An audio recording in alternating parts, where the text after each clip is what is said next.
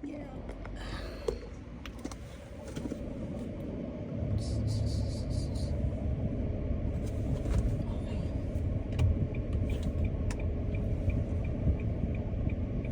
Hi guys, maayong hapon. Time check natin 3:51. And sabi ko naman sa inyo nung isang araw na birthday ni Bunny ngayon. At ang tawag sa kanya ni Mayumi ay Dami Onggor. Dami, kahit anong turo ko sa kanya na Bunny yung pangalan niya, Dami talaga. Happy birthday, Dami! Sabi ni Mayumi kanang umaga. Sobrang sweet. And I sent a message to my lovely family and sisters na pumunta sa bahay para magsalo-salo ng isang simpleng handaan. Actually, ayaw ni Bunny na maghanda. Sabi ko sa kanya, hindi naman ikaw maghahanda, ako naman. O, diba? Naghanap pa ako ng palusot. Ako yung maghahanda kasi, bakit ako maghahanda? Kasi, I would like to say thank you kay Bunny for loving the kids. Magwa 1 year na yan si Bunny sa akin. At yung wish ko sa kanya, ganun pa din. Sana, manatili siyang humble at wag mag-take advantage sa mga tao na minamahal at pinapahalagahan siya. In short, wag siya maging jablo. Ayun. Yun ang aking pinaka wish sa kanya. And meron tayong special din ngayong araw, special news. Dahil ngayong araw, pinatawag ako ng Kuya Romy's Empanada dito sa Jensen. Meron silang pasorpresa sa akin, guys. Bigyan nyo ako 1 minute or 2 minutes. And then kukunin natin. Wait lang. Wait lang, guys. Antayin nyo ako. Babalik ako.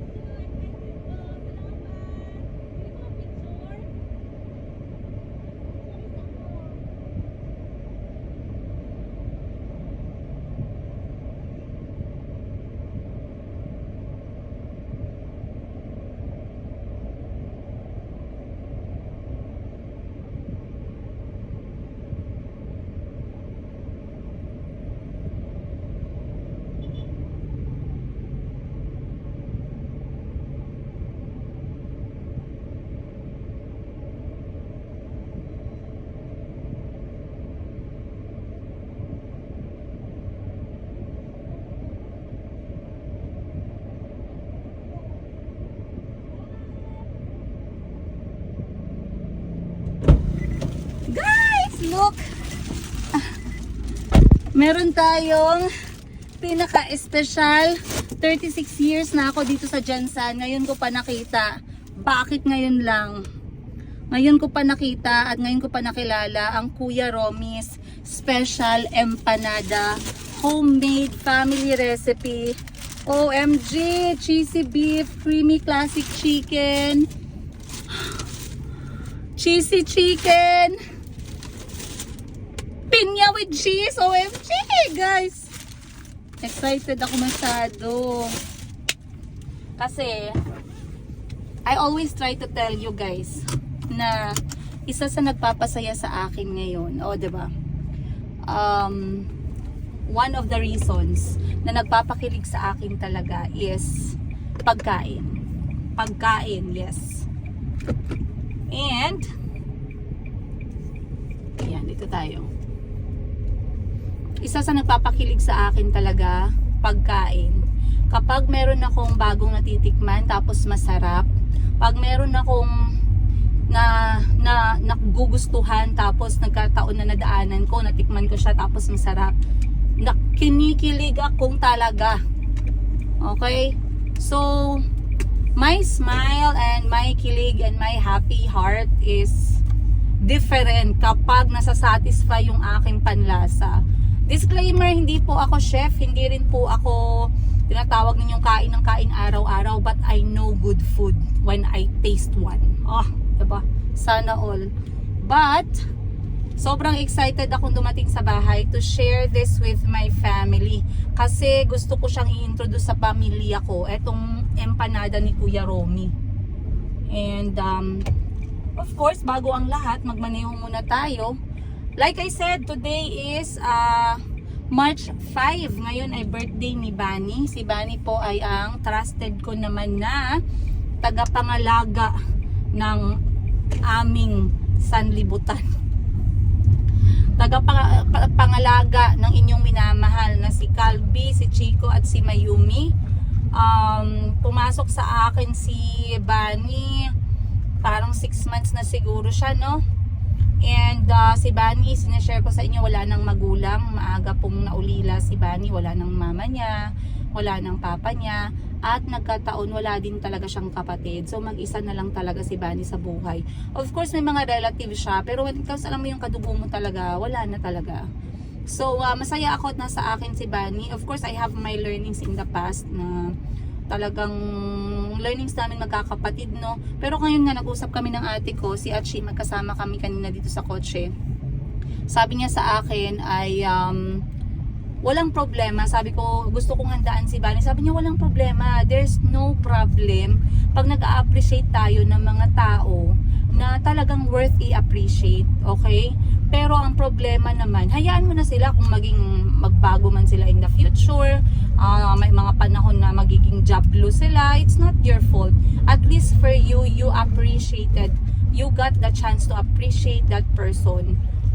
Kapag she deserves to be appreciated. Okay? Hindi zero, hindi yung parang nag-e-effort yung tao tas wala ka man lang sinabing pasalamat or something, 'di ba? So ngayon, ayaw ni Bani ng magarbo malaki. Hindi din naman magarbo malaki, Bani, wala naman tayong budget.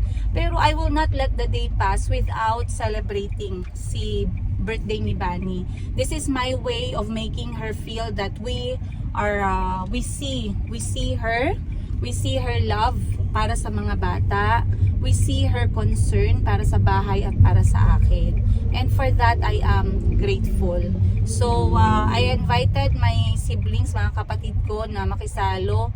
Maghahanda kami ng pampahaba sa buhay, spaghetti pababa at pataas, at magliletsyon manok kami kasama ang mga anak ko. And of course, kasama namin sa selebrasyon ang napaka-espesyal na homemade Kuya Romy's empanada ng General Santos City. Ayun. So again guys, pag pumunta kayo ng Gensan, taga saan man kayo, malapit lang ba kayo dito sa area ng South Cotabato, puntahan nyo Kuya Romy's empanada. Nasa Google Map yan, hanapin nyo na lang. Maliit yung tindahan pero naku, napakalaking kaligayahan, ang sarap na madadala sa inyo. Kasi yung tinapay niya, hindi ko alam, ang iba kasi very lousy yung empanada nila, hindi masarap yung timpla, hindi masarap yung tinapay. Ito para sa akin, it's very special. And for only 31 pesos each. 31 pesos, naku, grabe. Ang sarap niya sa ganyang klaseng presyo. And again, hindi po ako bayad to promote Kuya Romy's empanada. I find their product, I find their product humbling. Nakaka-humble. Kasi imagine, sarili nilang recipe ng pamilya nila, tapos hindi mo, ang sarap kasi guys. Ang sarap niya. Kaya excited ako. Ngayon pa lang pinipigilan ko yung sarili ko na kumain ng empanada kasi I want to eat it with the family. But again, mag-focus tayo. Birthday ni Bani. Marami sa inyo, marami sa inyo yung curious, no, about kay Bani. Marami sa inyo ang nagtatanong minsan pag hindi nyo siya nakikita. Basically si Bani guys, kahit na nahirapan man kami maghanap ng isa pang tutulong sa bahay, never ko siya narinig na nagreklamo kasi alam niya naman na hindi din naman ako yung sinasabi na pabaya. Talagang luto sa luto, hugas sa hugas pinggan, linis-linis sa bahay, ganun. Nagtutulungan kami ni Bani. Basta ang maganda ay buhay yung mga bata, ang mga anak ko ay masaya kapag wala ako, nasa trabaho ako, ganun. And she deserves whatever love she's getting. Ayun. At lagi kong nire-remind sa kanila na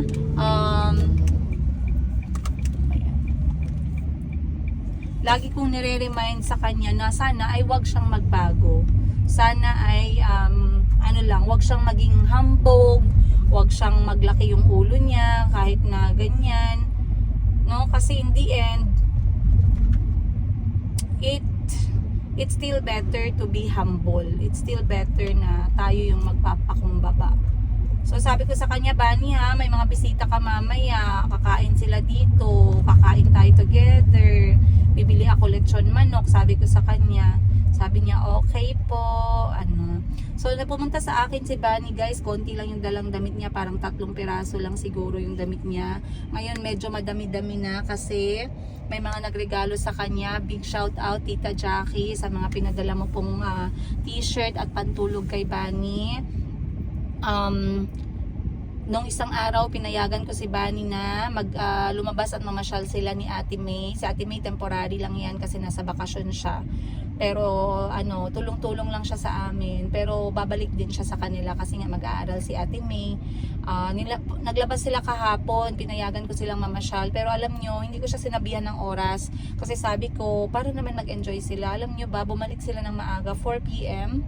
Nasa bahay na sila kasi nag-aalala si Bani na baka ang mga bata daw ay walang mag-asikaso or nahirapan daw ako kasi alam niya na magbebenta pa ako.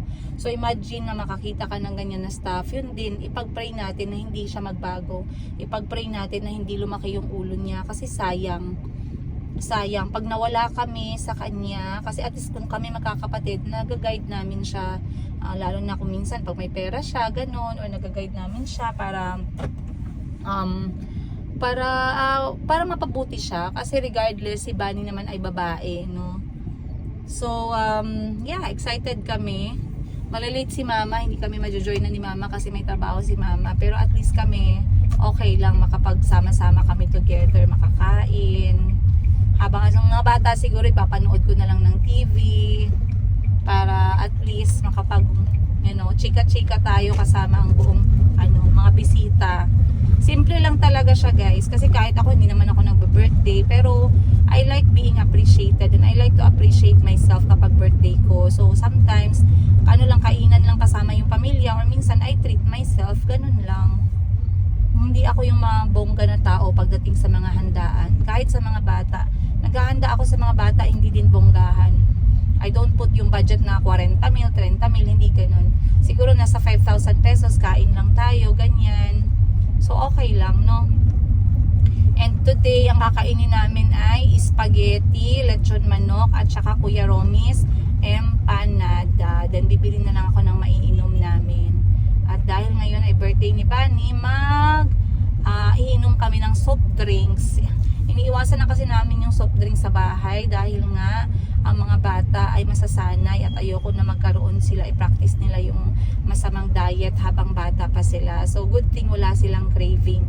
Kapag ka meron, okay, goods. Pag wala, okay lang din. Ganun. Pero the more kasi na magstock ka ng unhealthy na mga pagkain sa bahay, the more hanapin, pansit canton, soda, di ba? So time check 4:04 PM. Dapat pupunta pa ako ng hospital ngayon for HPV shot. Kasi meron kaming kilala na magsha-shot sana sa amin. Ika-3 dose ko na to. Pero sabi ko, alanganin na ako sa oras. May live selling pa ako mamaya. So sa lahat ng gustong manood ng live selling natin, live selling ko po ng mga damit is Thursday, Friday, Saturday at Sunday. Alas 8 po ng gabi hanggang alas 11 ng gabi. 3 oras. Ayan. At para sa mga gustong magsimula ng kanilang simpleng negosyo worth 50,000 pesos, if may anak ka na mahilig mag-online business, if may pamangkin ka na gusto mong suportahan or gusto mong subukan yung galing sa pagbebenta, 50,000 pesos na capital, hindi mapapanis. No, maraming nagsabi, Madam, bakit yan? Bakit t-shirt? Bakit pantulog? Guys, t-shirt at pantulog laging kailangan ng tao yan. Ikalawa, hindi napapanis. Ikatlo, kahit gaano kadami yung damit ng isang tao, babalik at babalik yan sa t-shirt. Babalik at babalik yan sa pantulog. So for me, it's amazing idea, no? Na mag-start ng negosyo gamit yung t-shirts at pantulog. And nagkaroon na ako ng client this week. I had like 7 clients in total ngayong week na to na kumontak sa akin. 3 sa kanila nasa abroad, yung iba nasa Pilipinas, and nagsimula sila sa t-shirt at yung iba naman t-shirt at pantulog. So, pwede naman iba dresses and all that. Pero sa dress kasi, very sensitive yung dress. Kailangan kong pumunta ng Thailand. No? So, kung nasa Thailand ako, magpasabay kayo or ask me to do shopping for you. Kasi, kailangan ko i-check yung mga design, yung style, yung tahi. Minsan kasi maganda lang sa picture, pangit ang tela. Minsan maganda naman yung, maganda sa picture, pangit yung tahi. Isang laba mo lang, sira na lahat. So, maganda talaga yung talagang on the ground mo nakikita yung item. And meron ding nagsabi sa akin na, meron ding nagsabi sa akin na, Madam, kapag ka, may magkaroon ng pagkakataon, pwede ba na i-shopping mo ako sa Thailand kahit magbayad ako pang benta niya daw? Sabi ko, okay, sige, go, walang problema. Kasi that will be a good opportunity na din, no? Para sa akin, kasi pwede din akong mag-live selling, ganun, at least, diba? Pwede natin gamitin yung oras natin. Okay, malapit na ako sa bahay. Imbitahan ko sana si Miss Giselle ngayon, kaso 5 PM pa si Miss Giselle matatapos and hindi ko alam kung makakapunta ba siya. Patatawagan ko siya, guys, para magkaalaman. But anyway, guys, I have here 6 boxes of different flavors na Kuya Romy's homemade special empanada. 31 pesos each. Again, 6 different flavors. So, matitikman natin yan mamaya. Samahan nyo ako sa episode na to. Isa-isahin natin. Isa-isahin ko yung gigil ko sa empanada. Wait ko lang. Mamaneho muna ako. Alright guys, see you on today's episode. Much love, Princess Higa. You try. No, it's not sour. Is there pineapple inside? You bite. Take a bite. If I see a pineapple, it's gonna be good. Okay, take a bite. Let me try to take a bite. That's my favorite one. Ready? 1, 2, 3. I told you. Sarap, di ba? Sarap, Kabi? I told you that is Mama's favorite. It's brown. Pineapple becomes brown when you cook it, but it's the best. Yeah? Approve? Approve kay Chico? Kay Calvi kaya? Infinity Star Ray. Approve sa'yo? Wow, good job. What does infinity mean? Infinity means unlimited. Kumuha pa ng tubig. After niya magkain ng Kuya Romy's empanada, kumuha pa ng tubig. Yeah. May mag-harvest ng kalamansi, may kaya na ay mga ready na kalamansi.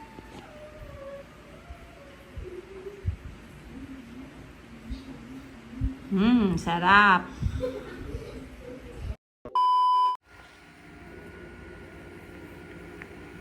Ay.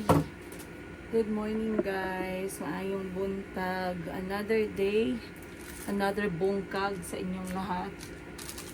So, iniwan ko muna ang bahay at ako muna ay nagbiyahe papunta dito sa aking negosyo. Akala mo naman gaano kalayo, no?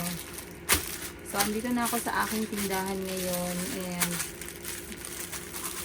dapat lalabas ako today pero nagbago yung isip ko kasi una ang init sa labas. Ikalawa ay feeling ko marami akong dapat gawin dito sa loob ng shop kasi kagabi nag-live selling tayo, no?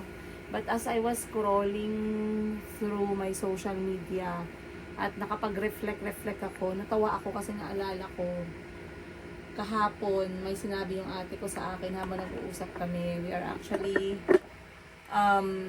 nasa kotse kami and then inaantok ako guys, sorry, excuse me.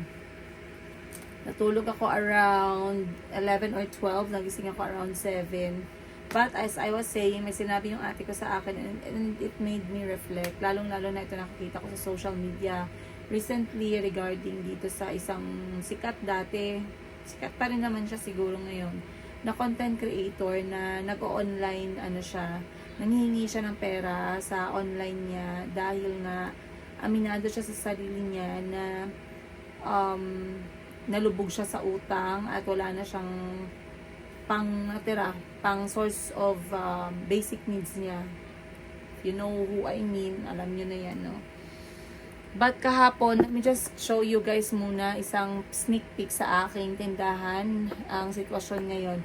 So, kagabi, nag-live selling ako. At kapag nagla-live selling ako, guys, medyo makalat po talaga. Ayan, dahil I had to get some stocks out, show the stock sample. Alam niyo naman yung galawan, basta mga online selling. So, kapag tapos ng online selling, medyo makalat. But, meron naman tayong staff assigned dyan para mag-ayos. And, hindi ko muna iniisip yan since mamayang gabi, magla-live selling naman tayo ulit. But, etong sinabi ng ate ko kahapon that made me actually think. Sabi ng ate ko, kakapagod na talaga maghanap buhay. We're talking about 2026 the current, day, current situation. Sabi ng ate ko, nakakapagod na talaga maghanap ng pera. Ano ba talaga yung pwede nating gawin na mabilis daw yung pasok ng pera? And then, it hit me. No? Ang masasagot ko lang talaga na kung gusto mo, syempre, pag sinabi mong mabilis na pagpasok ng pera, sabihan mo ko kung may naisip ka na paraan, sabihan nyo kung may naisip kayong paraan, kung paano papasok yung pera na mabilisan, na malinis na paraan. Okay? Malinis na paraan. Sabihan nyo kung meron kayong maisip. Kasi the moment na tinanong mo ko ng ganyan, yung unang papasok sa isip ko at unang lalabas sa bunganga ko is yung mga sagot na either illegal or black method. Okay? Illegal or black method. Kasi, dalawa lang naman yan no? Wala naman tayong tinatawag kasi na, kaya nga may tinatawag tayong black market. Okay? Mga black ways, black method. At wala tayong tinatawag na gray. Either illegal or either legal. So, pag naisip mo yung mabilis na sagot mo dyan, ganito, ganyan. Ako kasi top 3 na isasagot ko, puros lahat illegal. Kung gusto mo mabilis na pera. O, diba? Pero hindi kasi ganun That's not how the world works. That's not how earning money works. Well, people can make it work like that. But believe me, it's not a good way to go. Okay? Easy money, fast money, I don't believe in those. At lahat na nadaanan ko, hindi ako magpapaka-ipokrita sa inyo ha. Ngayon 36 na ako, meron ako mga nadaanan before na sinubukan ko na easy money siya, pero they all ended up at mas naging negative pa after that.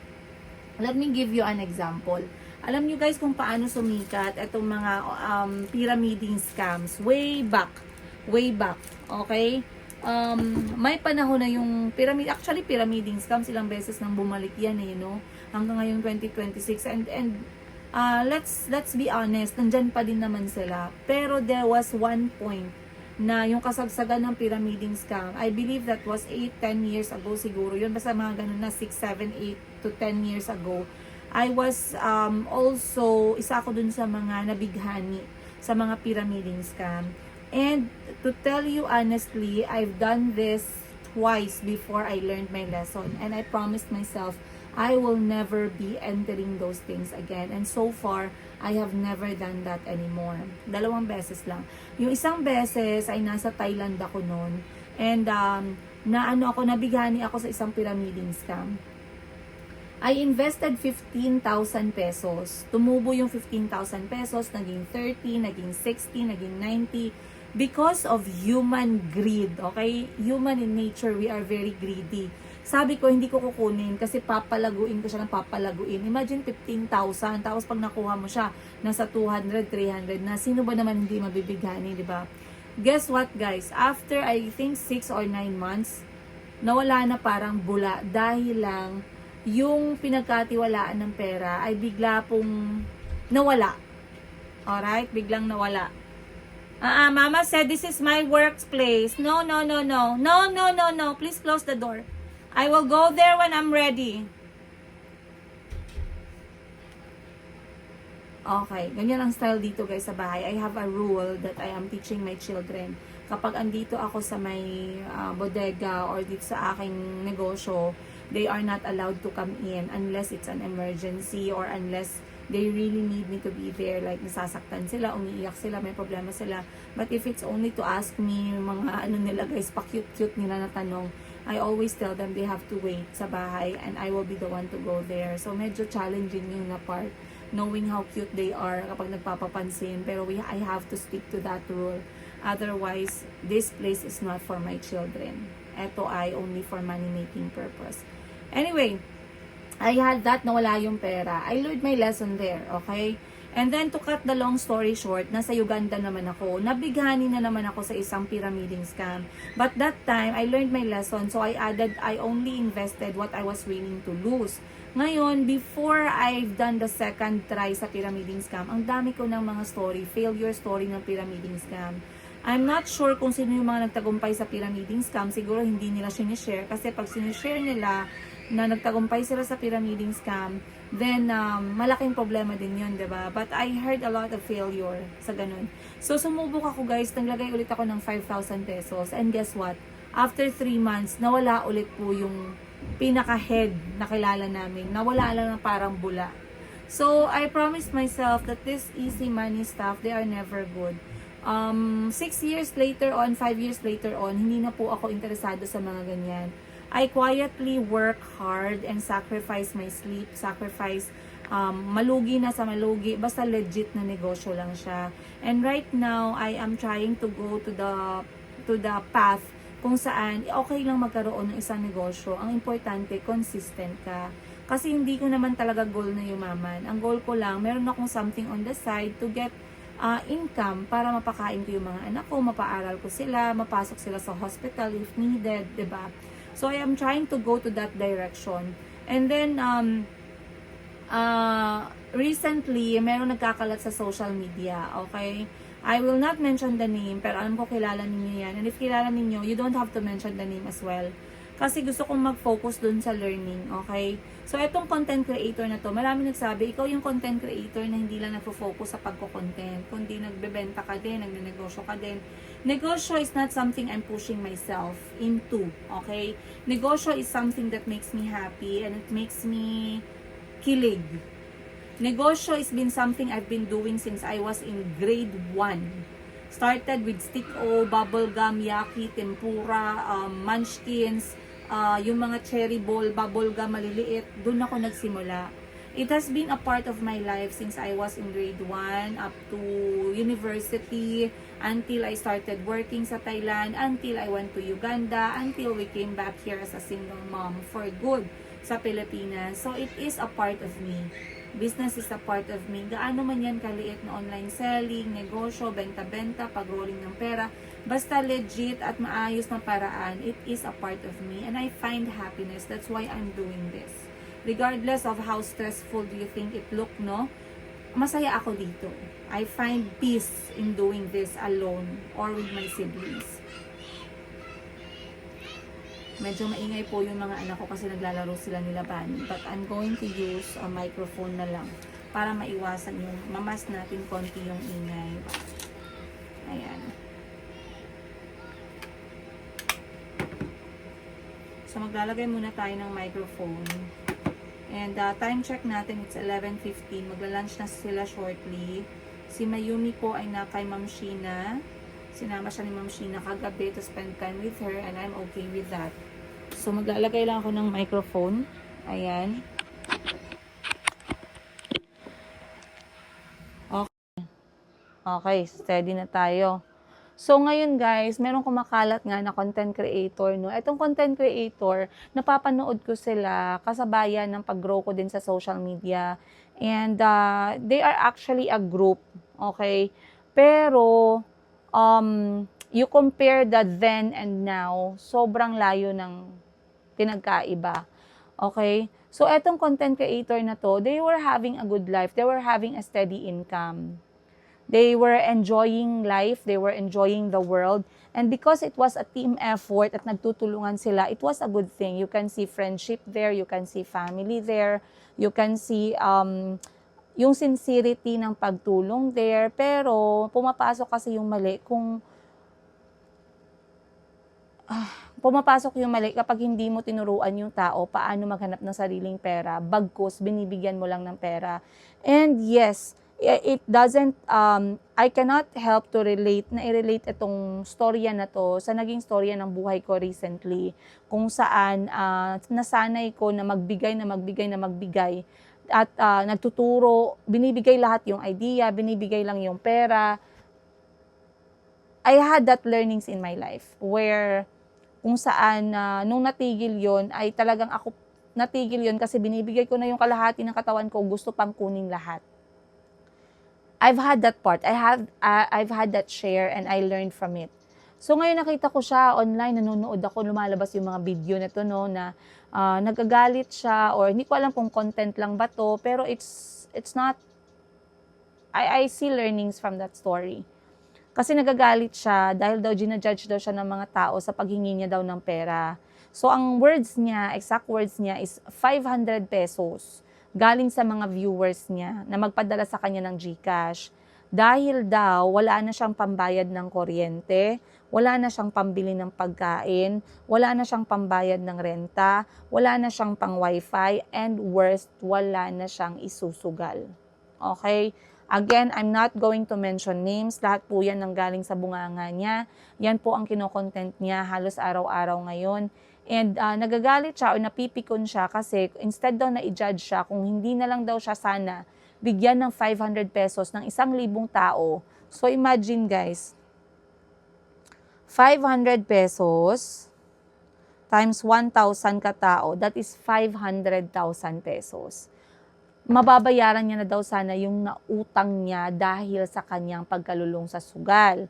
And habang ginagawa niya tong video na to, sa baba ng video niya, ang comment doon na kanyang pinopromote ay mismong sugal. Okay? So let me talk about this sugal thing. In short, tumihingi siya ng pera sa mga nanonood sa kanya, hindi para bumangon ulit. Hindi para magsimula ulit.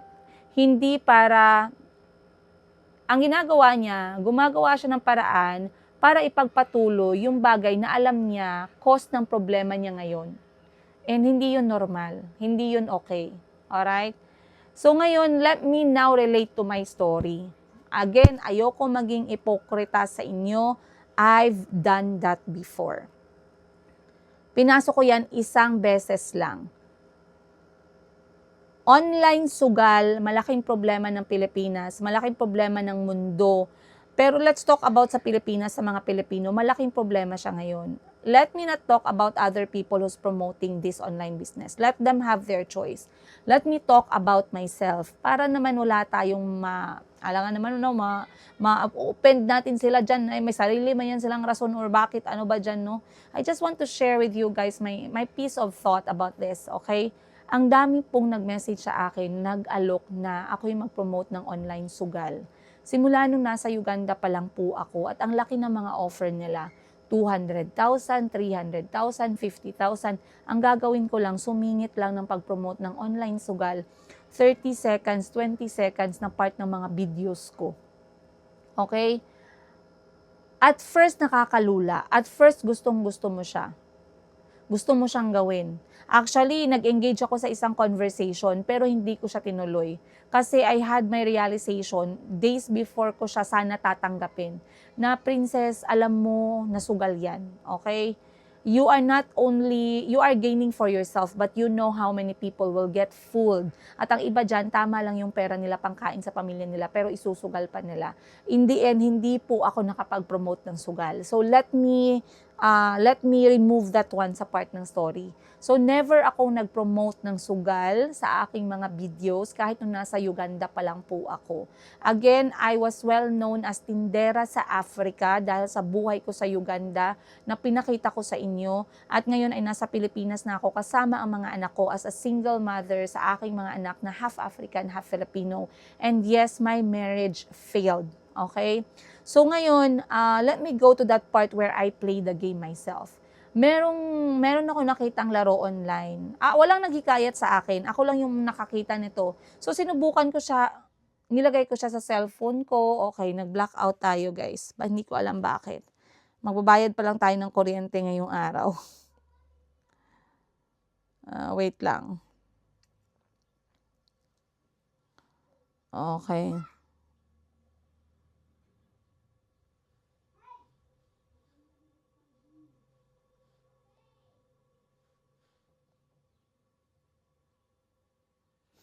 Wait lang guys, buksan ko yung pinto dahil medyo madilim. Ayun. So I think this one is much better. Or balikat rin kaya natin, no? Kasi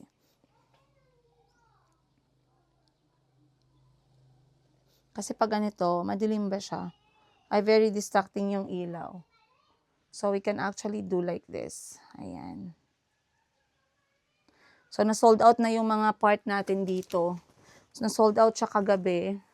And, ayusin lang natin. So, habang nagpo-fold, let me even take this time to fold. So, ngayon guys, nasubukan ko yung paglaro-laro, no? Paglaro-laro online. And, online sugal yung nilaro ko. Pero walang nag-recommend nun. Nakita ko lang siya online. So, nilagay ko siya sa cellphone ko. Naglaro ako, naglagay ako ng pera. And guess what, you guys? Na-excite ako kasi sa unang nilagay ko na 500, naging 1,000.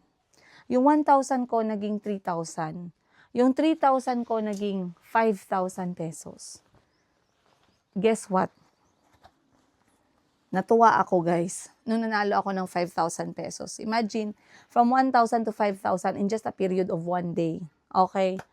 Ngayon, dahil nga human greed, pinagpatuloy ko yung paglalaro ko nung week na yon.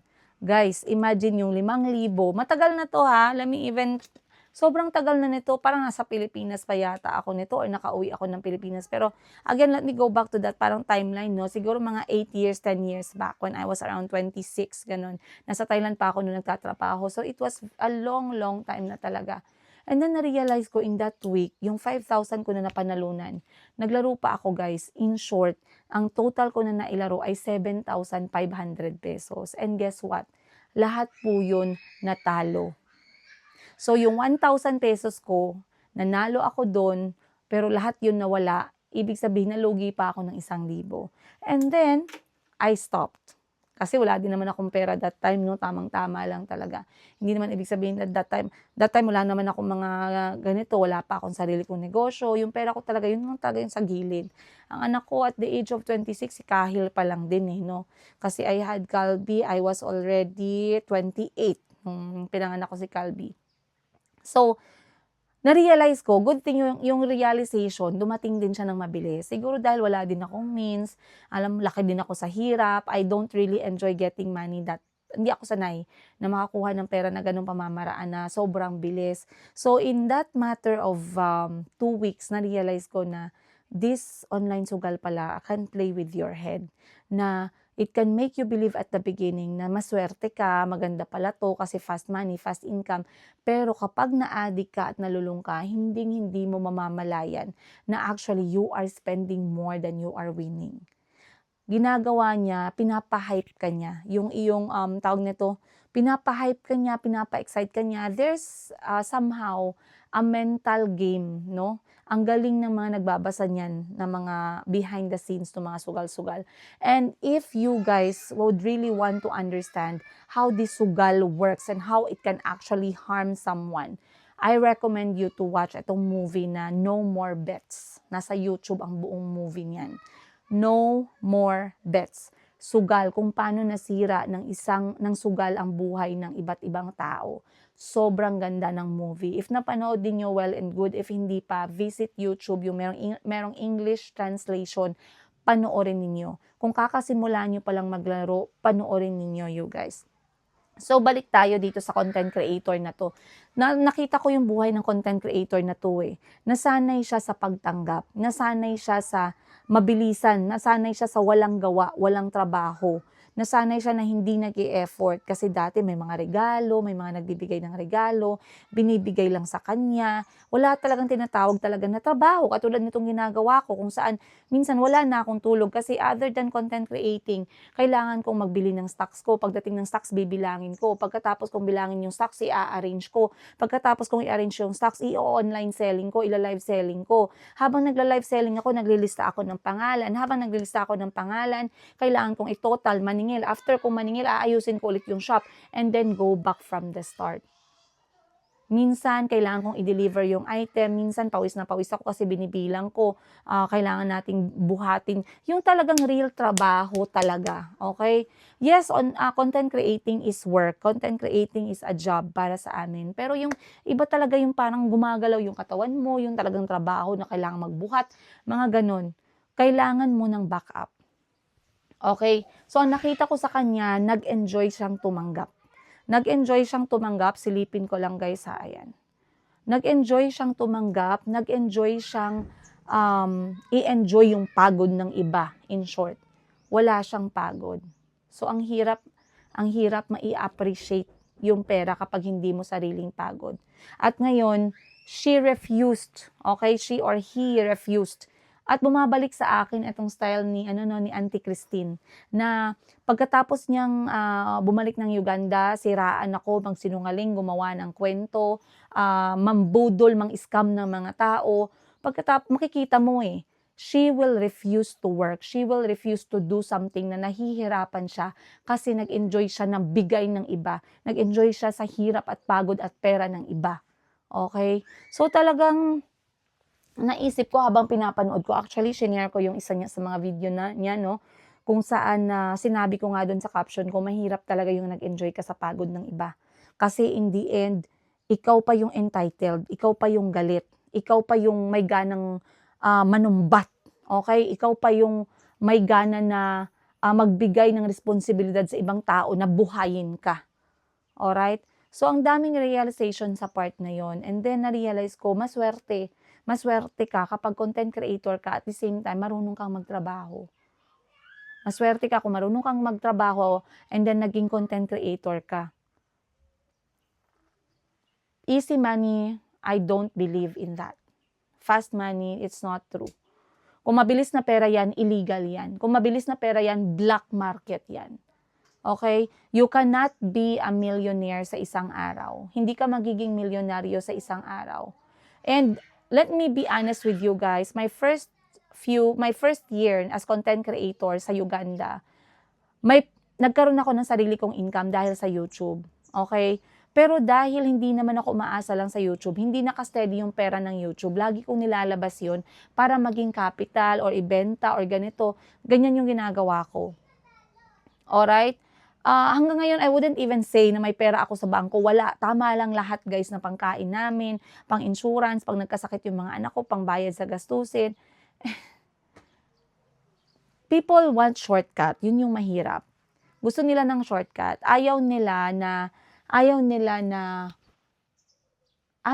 gawin kung ano yung tama. Gusto nilang gawin shortcut palagi para mabilis yung pasok ng pera. Okay? So again, there's a lot of realization there. I've had a very good day and night as I reflect sa lesson ng buhay. And again, maraming salamat sa panonood ninyo guys ng video natin. And kumakatok na ulit yung mga anak ko. Nag-blackout ngayon, wala tayong kuryente. So I think I'm going to wait hanggang sa bumalik yung kuryente. But magla-live selling ulit ako mamaya. Kagabi may mga bumili. Maraming salamat po. Again, mapapanood nyo yung live selling natin dito sa account na to, Tendera sa Africa and Mayumi Thailand Closet.